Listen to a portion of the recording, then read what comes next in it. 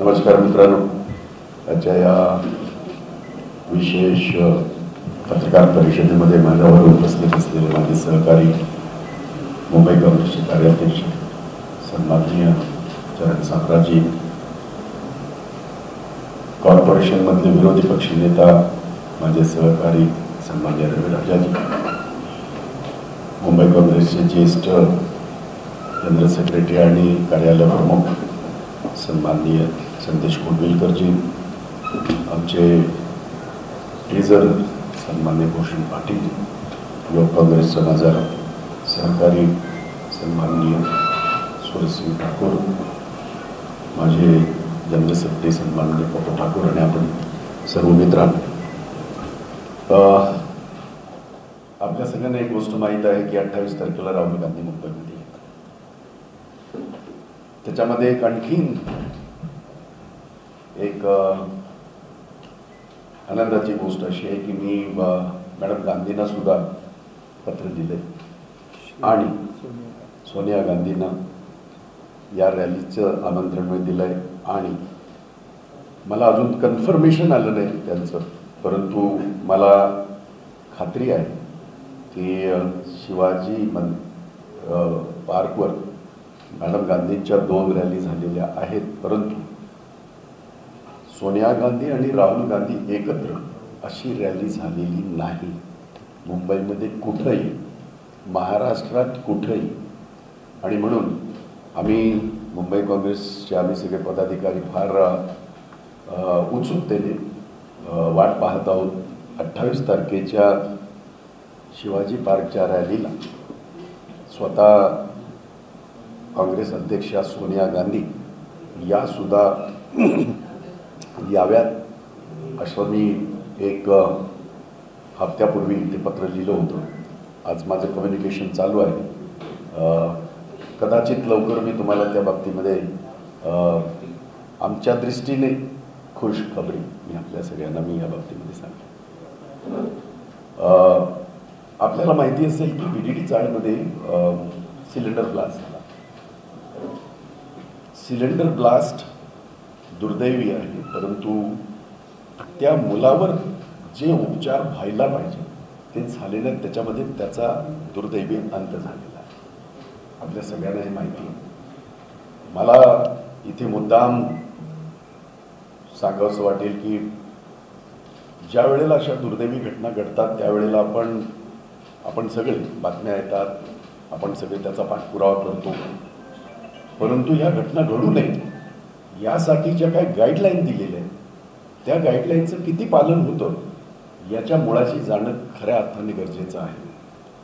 आणि म्हणून एकतर त्या तरुणाचा जो मृत्यू झाला आहे त्याबद्दल मला मनापासून या ठिकाणी खंत व्यक्त करायची आहे आणि माझ्या संवेदना त्या कुटुंबाबरोबर आहेत. त्या कुटुंबाच्या बाबतीत संवेदना देत इथे व्यक्त करत असताना मुलगा पहिल्या दिवशी जातो, दुसऱ्या दिवशी त्याचे वडील जातात आणि ह्या घटना फक्त आम्ही त्या घटनेकडे एक सिलेंडर ब्लास्टची घटना म्हणून फक्त पाहतो आणि मग पुढे काय होत नाही.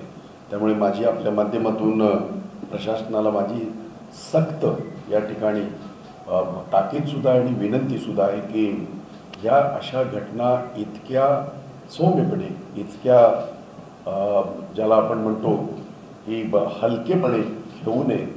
किंबहुना 2 घटना मला चांगल्या माहिती आहेत की 1 महिन्यापूर्वी झालेली एका टावरला जी आग लागली होती आणि आपण सगळ्यांनी ते दिवसभर दाखवलं.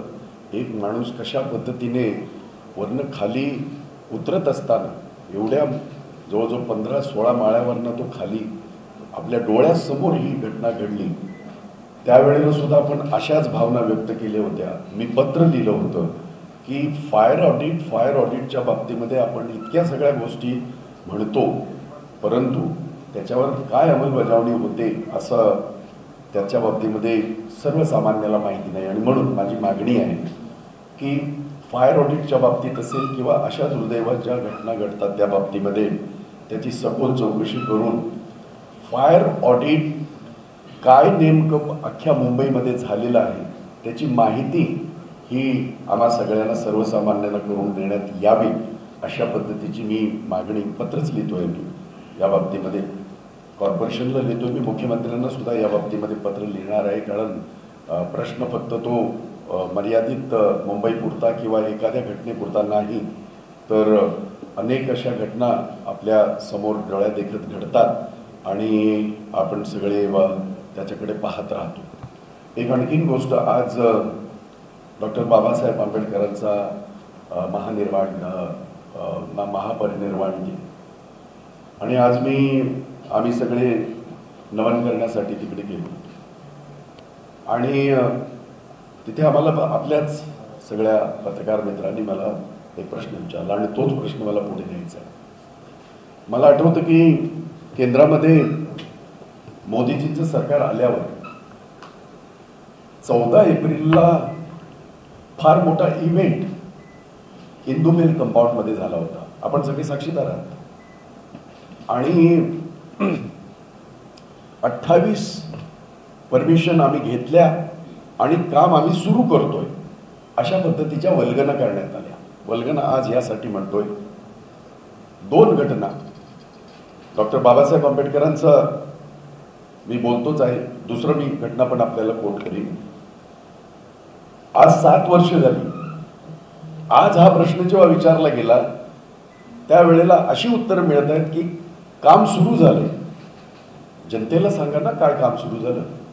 डॉक्टर बाबासाहेब आंबेडकरांचं आंतरराष्ट्रीय दर्जाचं त्या ठिकाणी स्मारक होणं गरजेचं आहे, ज्याची काँग्रेसच्या काळामध्ये घोषणा केली गेली। सरकार गेल्याच्या नंतर त्या काळामध्ये हिंदू मिलच्या बाबतीमध्ये आपल्याला माहिती आहे की जागेचा प्रश्न होता।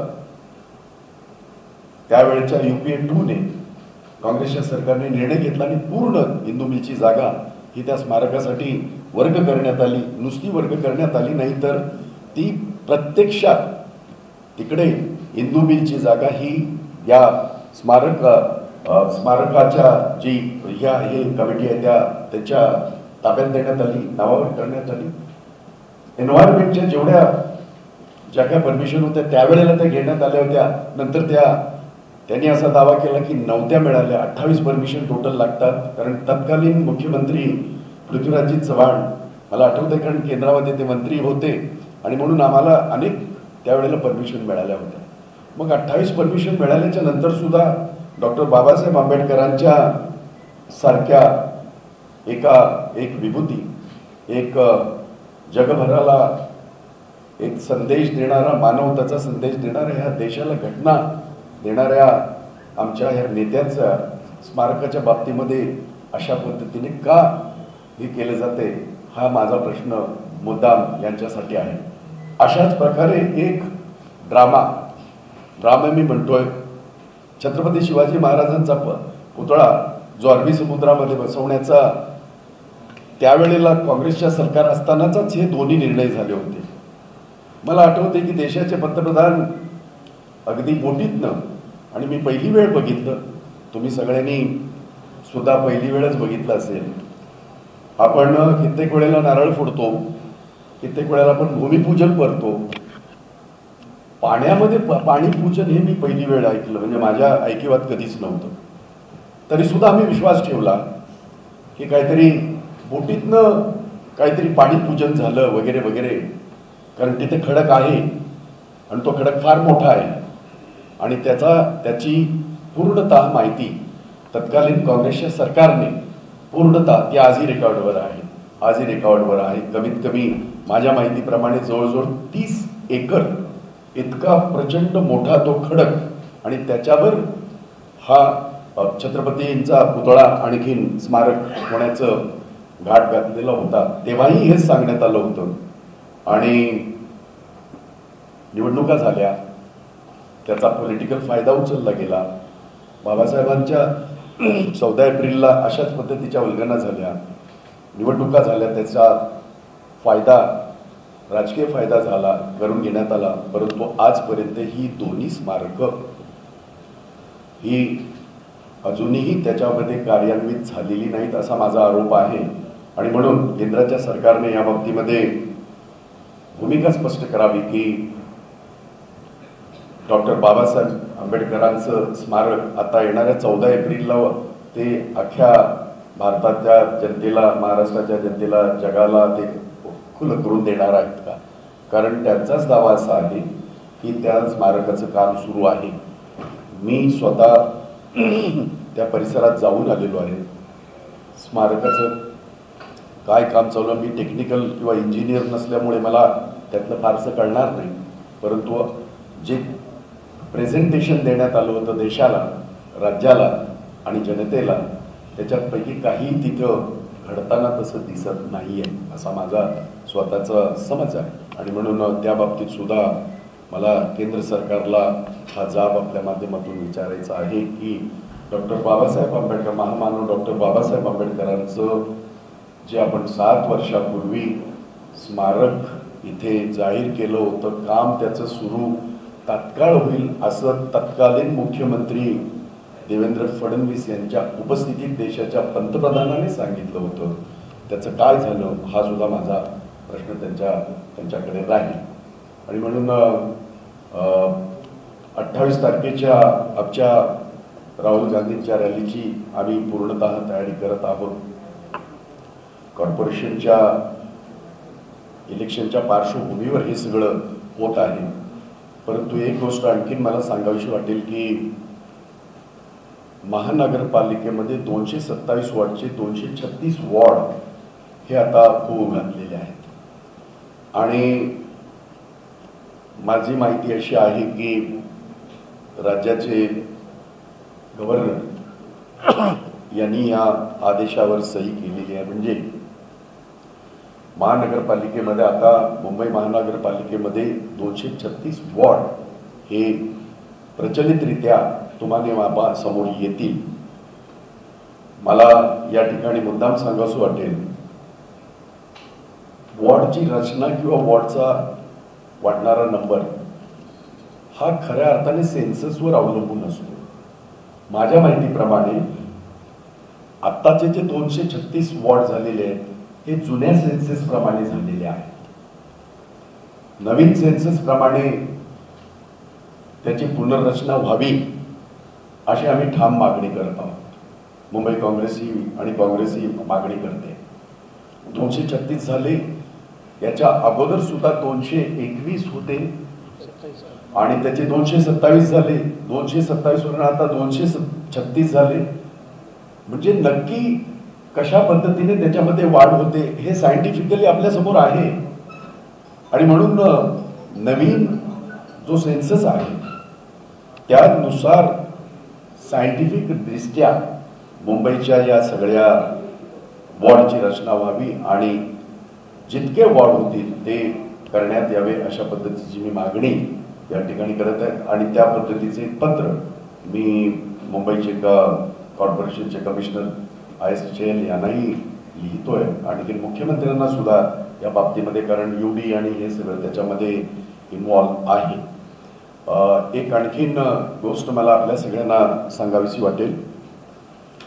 आपल्याला माहिती आहे की एअरपोर्टमध्ये फनेल जो हा एरिया येतो हा अतिशय जवळजवळ 10 लाख लोक ह्यापासून बाधित आहेत.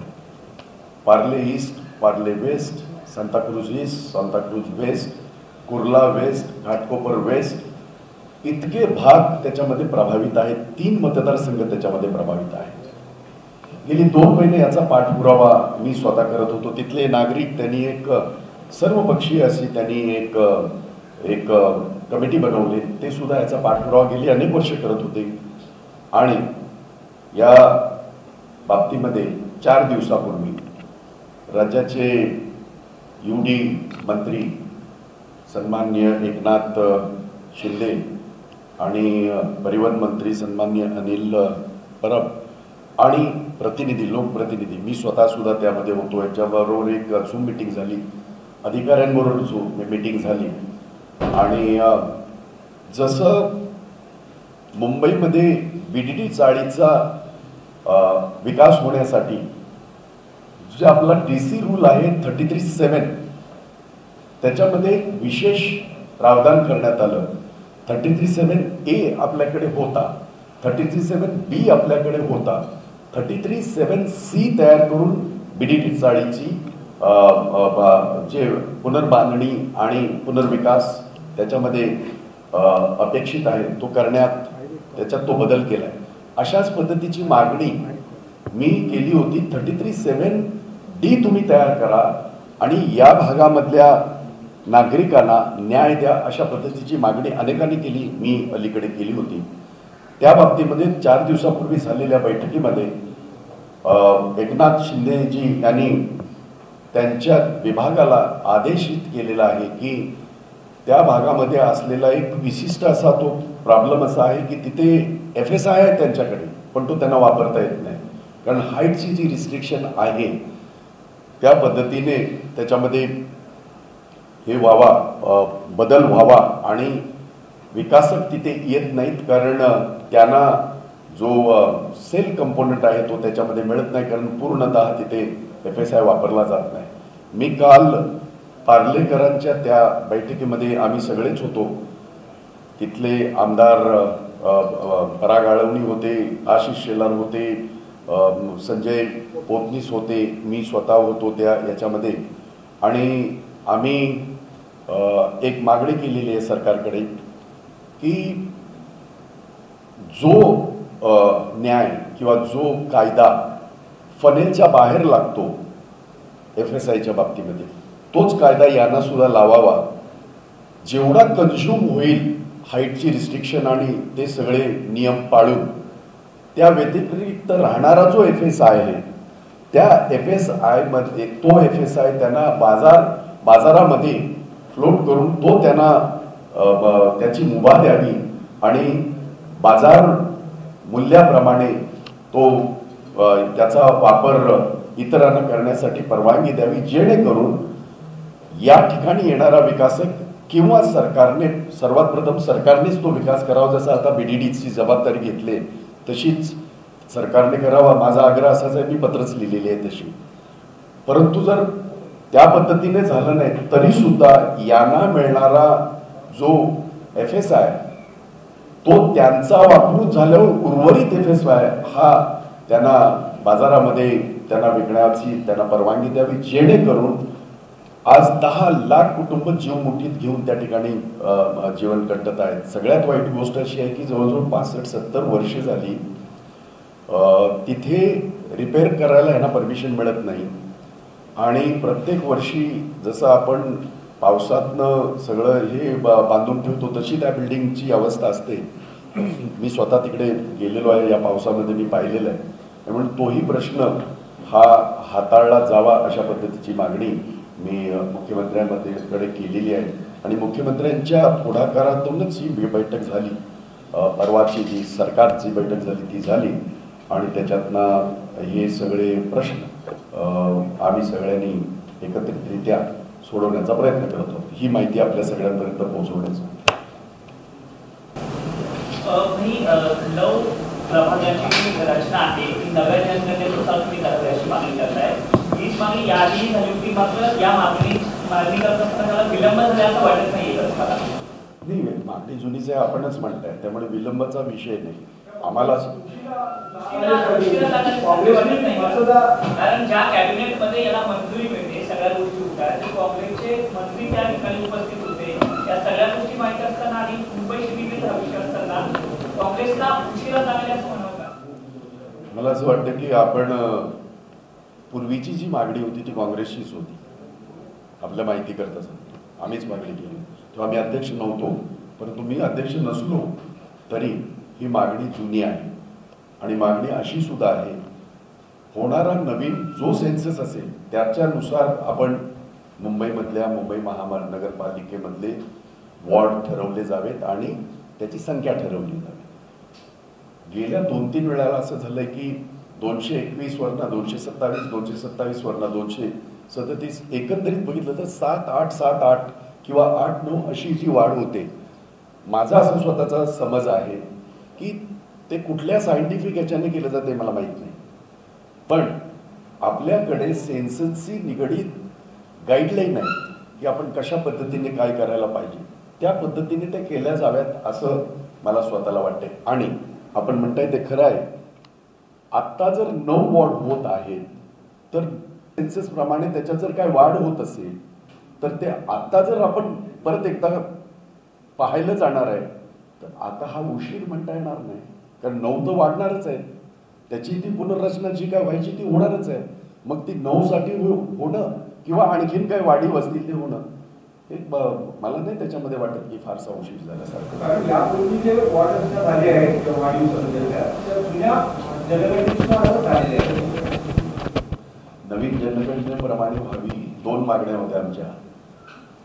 नवीन जनगणनेप्रमाणे ओबीसीचं रिझर्वेशन आणि वॉर्डची रचना ही जुनीच मागणी आहे, ती होत नाही आहे. आत्ता हा प्रश्न यासाठी सुद्धा आत्ता निघाला की 9 जर वाढत असतील तर मग नवीन जनगणनेप्रमाणे जो काय नंबर येईल तो व्हावा अशी रास्त मागणी आहे. देशासाठी ओबीसीच्या आरक्षणासंदर्भात आपण काय पाठपुरावा केलाय? कारण त्या ओबीसी संघटना विरोध करतात. नाही, पण आम्ही तर तुम्हाला आठवत असेल ज्या दिवशी सुप्रीम कोर्टाचा निर्णय आला त्या दिवशी मी प्रेस घेतली होती आणि मी सांगितलं होतं कोर्टाचे काही निर्णय येऊ द्या, मुंबईच्या महानगरपालिकेच्या निवडणुकीमध्ये ओबीसीचं जे आरक्षण आहे ते आम्ही तसंच्या तसं ठेवणार आहोत आणि हे करणार आहोत आम्ही सांगितलं. आपल्या माहिती करता आपल्याला माहितीच आहे ते देशाच्या सरकारने ओबीसीचा प्रश्न हा स्वतःकडे पहिला घेतला, कारण तो राज्याच्या अखत्यारीत असलेला विषय असताना स्वतःकडे घेतला आणि तिथे हा प्रश्न आम्ही निर्माण केला होता. नवीन जनगणनेनुसार ओबीसीची एकतर जनगणना व्हावी आणि त्यानुसार ते आरक्षण मिळावं अशी आमची मागणी होती. ती झालीच नाही, कारण नवीन जनगणना नसल्यामुळेच कोर्टाने सुप्रीम कोर्टाने त्याच्यावर आक्षेप घेतला होता, आपल्याला माहिती आहे. आणि तेव्हा मी सांगितलं होतं की सुप्रीम कोर्टाने किंवा बाकी कोर्टाने काय जर सांगितलं असेल तरी आम्ही आमचा निर्णय घेतला, पण त्याच्यानंतर केंद्र सरकार नेहमी करतं तसं धरसोड, त्यांना काहीही त्यातलं फारसं ओबीसीच्या बाबतीमध्ये फार आत्मीयता असं नव्हे, त्यांनी परत एकदा तो प्रश्न राज्याकडे आता वर्ग केलेला आहे आणि राज्य सरकारने तो निर्णय घेतलेला आहे.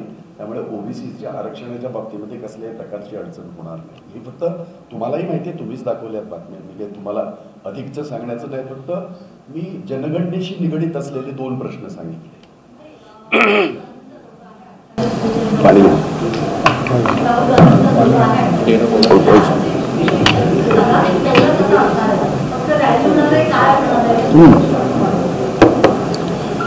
आमचा प्रयत्न असा आहे की तो स्थापना दिवस आहे, आपल्याला माहिती आहे, आणि 1885 पासून आजपर्यंत सोनिया गांधींपर्यंत आतापर्यंत काँग्रेसची पहिले अध्यक्ष बॅनर्जी आणि आताच्या अध्यक्षा सोनिया गांधी, उमेश बॅनर्जी हे पहिले, उमेशचंद्र बॅनर्जी हे पहिले अध्यक्ष आणि आता सोनिया गांधी हे 61 अध्यक्ष जे आहेत.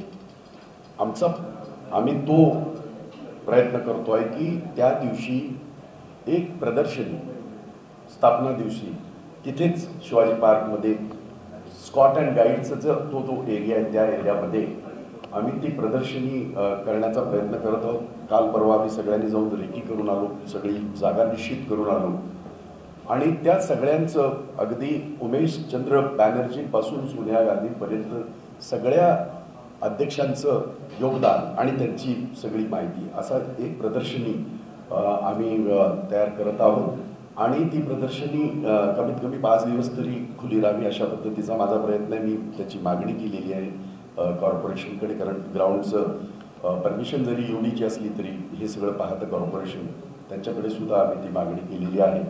आणि म्हणून राहुलजी येतील, ते प्रदर्शनीचं उद्घाटन करतील, छत्रपती शिवाजी महाराजांच्या पुतळ्याला अभिवादन करून आणि मग सभा सुरू होईल. आमचा आग्रह असा आहे की राहुलजींनी एक दिवस थांबा आणि इतर सुद्धा आमचे जे काही कार्यक्रम आहेत त्याच्यामध्ये त्यांनी सहभाग घ्यावा असं आमची मागणी.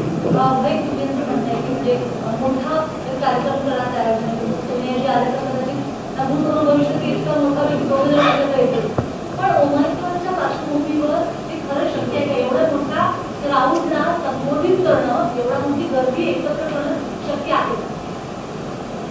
मला असं वाटतं की हा गंभीर विषय आहेच. आणि आता नवीन जो हे आलेला आहे नवीन व्हेरियंट जो ओमिक्रॉन हा जो काय नावं पण काय कोण मला दोन गोष्टी कधीच कळल्या नाहीत. मित्र म्हणून शेअर करतोय.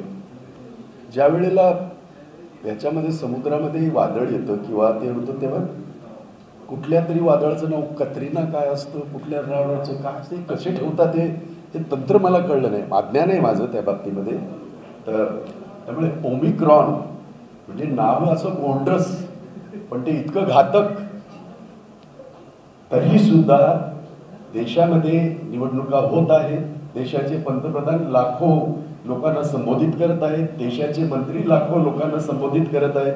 देशाच्या सगळ्या पक्षाचे प्रमुख माझ्या पक्षाचे फंड पकडून सगळे लोकांना संबोधित करत आहेत. मला असं वाटतं की याची काळजी घेणं आवश्यक आहेच. याबद्दल कोणाचं मत दुमत असता कामा नये.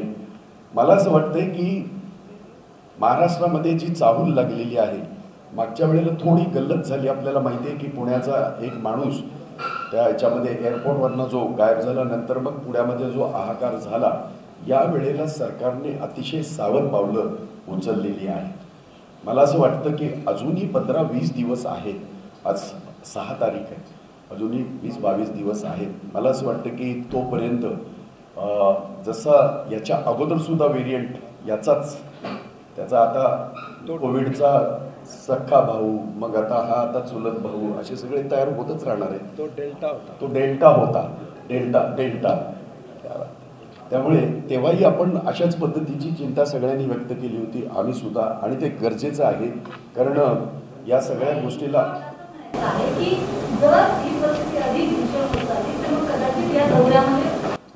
नक्की तो विचार करणं गरजेचं राहीलच.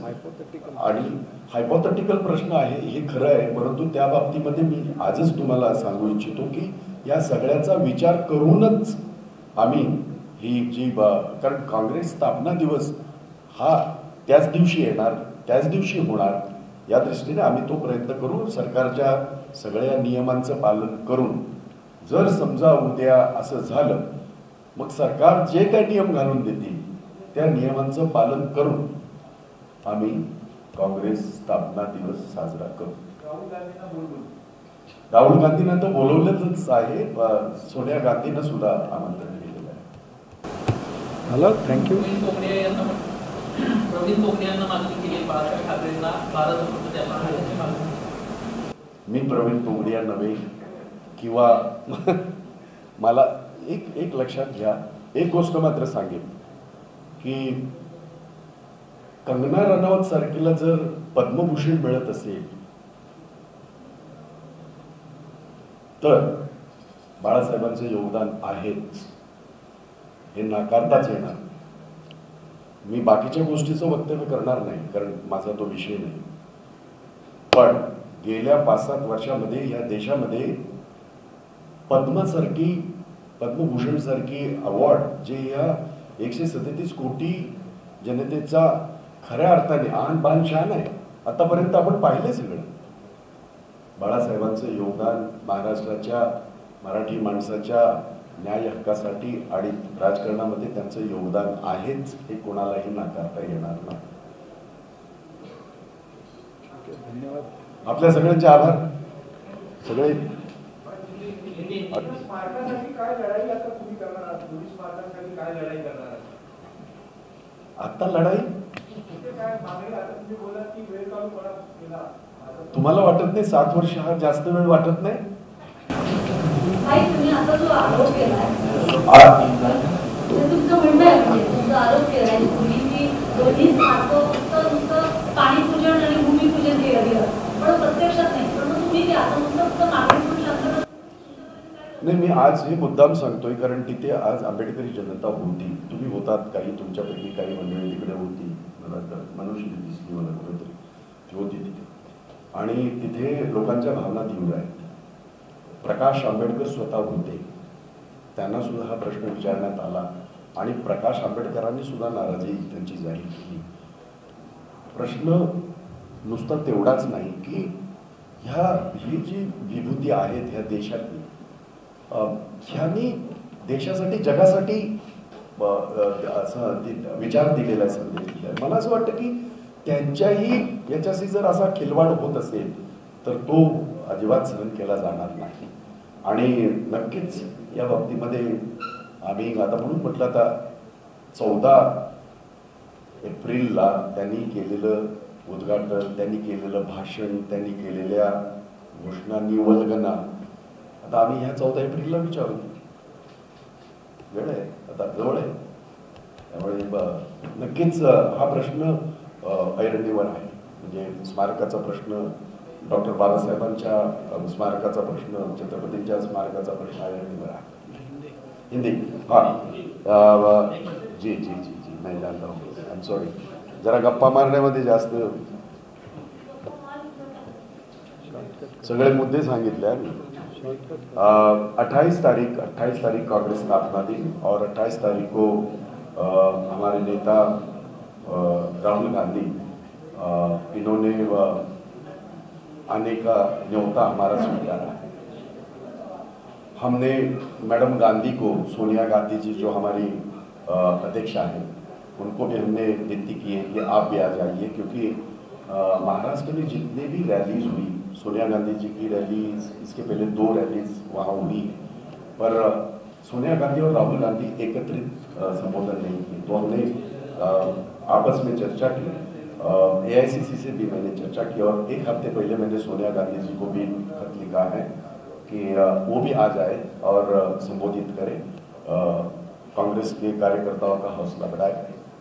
उसके साथ साथ यहाँ एक प्रदर्शनी हम करने जा रहे हैं, क्योंकि ये 75वीं साल गिरा है हमारे आज़ादी की, और उस आज़ादी के लिए कांग्रेस का योगदान है. 1885 में जो पहले हमारे अध्यक्ष रहे उमेश चंद्र बैनर्जी, उनसे लेके आज तक सोनिया गांधी तक 61 अध्यक्ष हमारे कांग्रेस पार्टी के हुए. तो एक प्रदर्शनी, वो बड़ी प्रदर्शनी हम करने जा रहे हैं शिवाजी पार्क के कॉर्नर में, जो स्काउट एंड गाइड का जो ये है उसमें बड़ा ये करा के वो भी करने जा रहे हैं, जिसका उद्घाटन राहुल गांधी या सोनिया गांधी दोनों आएंगे तो दोनों करेंगे, और कांग्रेस कार्यकर्ताओं को उससे प्रेरणा मिलेगी. आज मैं डॉक्टर बाबा साहब अम्बेडकर को नमन करने के लिए गया था. आप जानते हैं कि पूरी दुनिया आज के दिन आती है. कोविड के कारण कुछ रिस्ट्रिक्शन है और लोगों ने वो फॉलो किए हैं. वहाँ मैंने देखा कि डॉक्टर बाबा साहेब अम्बेडकर के स्मारक के बारे में आपको सबको पता है. 14 अप्रैल 2014 उस दिन देश के प्रधानमंत्री उसी हिंदू मिल में आए थे, और तत्कालीन महाराष्ट्र के मुख्यमंत्री देवेंद्र फडणवीस जी, ये दोनों ने घोषणा की थी कि हमने सारे जितने भी परमिशन थी, 28 परमिशन जो केंद्र की थी, वो हमने सारे दिए थे. वो तो कुछ बता भी रहे थे कागज. हमने भी विश्वास किया, देश की जनता ने विश्वास किया, महाराष्ट्र की जनता ने विश्वास किया, अम्बेडकर जनता ने विश्वास किया. 7 साल हुए, अभी भी वहाँ कुछ भी नहीं हुआ है. अभी दावा कर रहे हैं कि काम चल रहा है. मुझे पता नहीं कि क्या काम चल रहा है, लेकिन मैं ये बिल्कुल मेरी डिमांड है, मेरी मांग है, क्या काम चल रहा है वो भी बता दीजिए, और कब खत्म होगा, और एक इंटरनेशनल डॉक्टर बाबा साहेब अम्बेडकर का जो हमने ये किया है वो कब होगा, ये देश के प्रधानमंत्री और देश की सरकार अगर बताए तो लोगों को उससे राहत मिलेगी. एक घटना घटी BDD चौक में. आप जानते हैं कि एक पिछले हफ्ते एक ब्लास्ट हुआ, सिलेंडर ब्लास्ट, उसमें बच्चे की मौत हुई थी. दूसरे दिन उसके पिताजी की भी मौत हुई. हम जब ऐसे कोई इंसिडेंट्स होता है तभी हम बात करते हैं, हम दिखाते भी हैं, और आप अपना काम तो पूरा बिल्कुल करते हैं, और मैं हमेशा सैल्यूट करता हूँ इस बात को. पर सरकार वो 1-2 दिन जब तक खबरें चलती है तब तक उसमें बहुत सारी बातें होती हैं, पर आगे कुछ होता नहीं. चाहे फिर वो फायर ऑडिट की बात हो, चाहे फिर वो ये इस तरह की घटनाओं की बात हो. जितना सीरियस कॉरपोरेशन को, फायर ब्रिगेड को या जितनी भी जो भी यंत्रणा है उसको होना चाहिए, वो दिखाई नहीं देता है। तो हमने मांग की है कि भाई इक्का दुक्का ऐसी घटना घटने के बाद हम बात करें, उससे अच्छा जो भी ऑडिट किस तरह का होना चाहिए जनता को एक बार बता दो, ताकि जनता भी खुद अपने आप कुछ प्रिकॉशनरी मेजर्स उसमें ले सकती है। एक बात और है कि फनल इशू मुंबई में बहुत ज़्यादा ये है, जिसमें 10 लाख लोग प्रभावित हैं, सालों से प्रभावित है। क्योंकि सहार एयरपोर्ट जब भी बना T2, पहले T1 था और एक जू की एक छोटी स्ट्रिप थी, उस वक्त फनेल का एक मर्यादित ये था। लेकिन इंटरनेशनल ये होने के बाद फनेल की व्याप्ति बढ़ गई, 2.5 किलोमीटर के पूरे इसमें वो फनेल का ये आता है, जिसमें Parla East Parla West, Santa East Santa West, Ghatkopar West और ये भी कुर्ला ईस्ट कुर्ला वेस्ट, ये सारा उसमें प्रभावित है। हम पिछले बहुत सारे दिनों से वो लोग भी अपनी लड़ाई लड़ रहे थे। मैंने पिछले 2 महीने से केस का ये किया था, फॉलो किया था सरकार के पास, और उसकी एक मीटिंग 1 हफ्ता पहले यूडी की अर्बन डेवलपमेंट मिनिस्टर सम्माननीय एकनाथ शिंदे जी के उनके नेतृत्व में एक मीटिंग हुई, जिसमें अनिल परब ये भी मंत्री थे और सारे जो बेनिफिशियरी थे उनकी कमेटी थी, हम सारे लोक प्रतिनिधि भी थे। और उसमें निर्णय लिया गया, जिस प्रकार से यहाँ मुंबई में बीडीडी चौल का अभी सवाल आपने सारे लोगों ने देखा कि ये भी बड़ा जटिल सवाल था। उसमें सरकार ने बहुत अच्छा ये जो है रास्ता निकाला है कि 33(7) ये जो हमारा डीसी रूल है, उसमें 33(7)(C) करके उसमें बीडीडी चौल का ये हो, पुनर्निर्माण हो, इसके लिए जैसे निर्णय लिया है उसी तरह 33(7)(D) का ये करें, उसमें चेंज करें और इन सारे लोगों को हम ये दे, दिलासा दे। ये मैंने मांग की थी और बहुत सारे लोगों ने मांग की थी, इसका फॉलोअप हमने किया था। कल मेरी मीटिंग हमारे सारे लोगों की उनके साथ हुई थी। तो मैं सरकार का धन्यवाद भी देना चाहता हूँ कि सरकार ने प्रिंसिपली दे हैव अग्रीड कि 33(7) इसमें हम संशोधन करके इस तरह का ये करेंगे। एक 10-15 दिन का टाइम उन्होंने मांगा है और मुझे ऐसा लगता है कि सालों से, क्योंकि तकरीबन 65-70 सालों से ये इशू चल रहा है। पहले इतना ज़्यादा ये नहीं था, लेकिन आज तो बहुत ही ज़्यादा गंभीर हुआ है। तो उसमें भी हमने मुंबई कांग्रेस की ओर से हमने ये काम हमने किया है। एक सवाल है, आपने कहा कि 28 तारीख को राहुल गांधी जाएंगे और तमाम कांग्रेस के अध्यक्षों की तस्वीरें लगाई जाएगी। सवाल ये है कि क्या केशव सीताराम की तस्वीर लगाई जाएगी, जिन्होंने सोनिया गांधी के होने पर विरोध किया था साल 1998? मैंने आज तक मैंने पहले अध्यक्ष की बात की और सोनिया गांधी का, आज हमारे अध्यक्ष सोनिया गांधी 61 है टोटल, 61, उन सबकी तस्वीरें लगेगी। मैंने आज तक 1985 से 1885 से लेके 2021 तक 61 जो अध्यक्ष रहे हमारे, उनकी सबकी तस्वीर लगी। आप प्रदर्शनी में आइए, मैं आपको न्योता दे रहा हूं, आप सबको मैं आमंत्रित कर रहा हूं, आप देखिए। धन्यवाद, thank you so much. Shiv Sena सहभागी होण्याच्या हालचाली वाढलेल्या आहेत। राहुल गांधी आणि प्रियंका गांधींना संजय राऊत भेटतायत 2 दिवसामध्ये आणि 2024 मध्ये काँग्रेसला बाजूला सारून मोदीला आपल्याला रोखता येऊ शकत नाही, अशा पद्धतीचं विधानही संजय राऊत यांनी केलं आहे।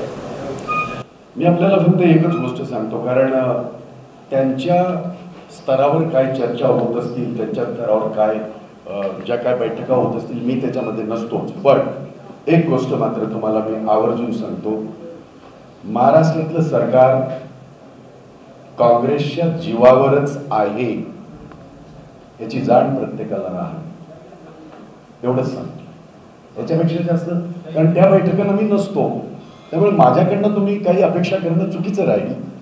राहुल गांधींच्या खांद्याला खांदा देऊन मी काही बैठकीत नसतो, जे बसतात त्यांना विचारा।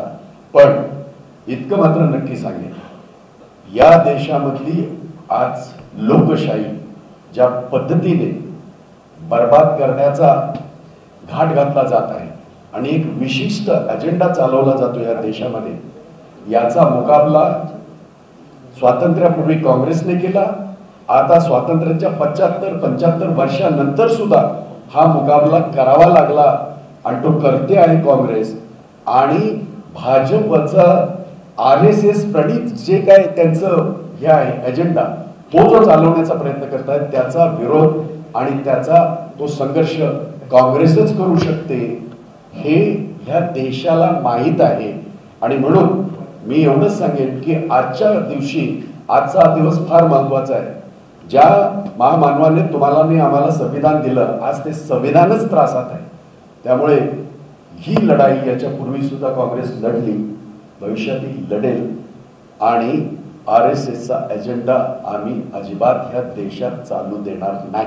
शिवसेनेच्या भूमिकेकडे कसं बघताय? शिवसेनेच्या या भूमिकेकडे कसं बघताय?